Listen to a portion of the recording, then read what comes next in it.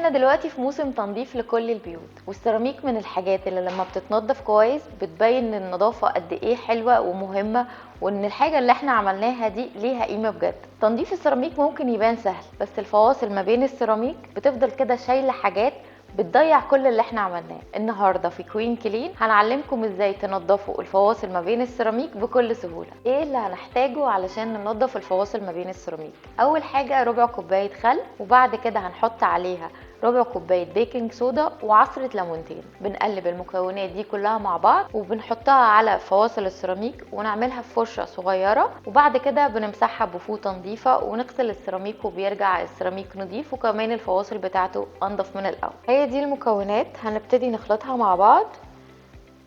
الخل الاول،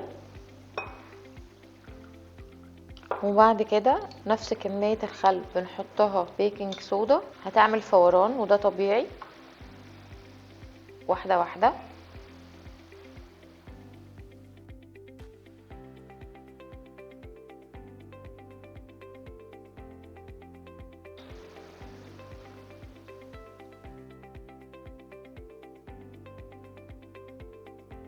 بعد ما بندوب البيكنج صودا كويس في الخل بنعصر عليها عصرة ليمونتين بالشكل ده، وطبعا لو في عصارة ليمون يبقى افضل. لونها ابتدى يتغير وطبيعي انها تعمل فوران لان الخل هيتفاعل مع البيكنج صودا والليمون عشان حوامض. اهم حاجة ان احنا نبقى بعيد بس بمناخيرنا وعيننا عن الفوران ده. هنقلب كويس ويلا بينا ننضف بيها فواصل السيراميك مع بعض.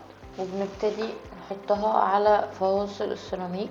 طبعا في بذر الليمون ده عادي بنوزعها كده بالشكل ده، وزي ما قلنا بالفرشة نبتدي ندعكها كده، وفرشة الحمام كمان ممكن تساعدنا في ده اكتر. لو قادرين تلاحظوا ان لون الفرق في السيراميك ابتدى لونه يفتح شوية.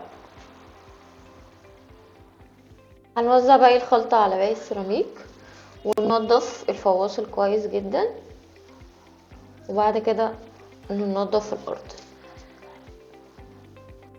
لو قادرين تلاحظوا هنا مختلف جدا عن هنا، وده كمان هيبان لما نشيل الخلطة دلوقتي من على السيراميك.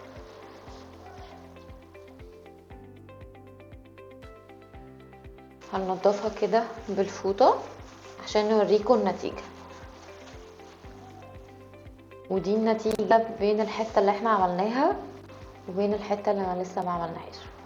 تقدروا تجربوها ونستنى منكم النتيجة. وبعد ما نفذنا كل الخطوات اللي عملناها مع بعض عشان ننضف الفواصل بين السيراميك، دي كانت النتيجة. هي ممكن تبان ان هي طريقة متعبة شوية، بس نتيجتها تستاهل.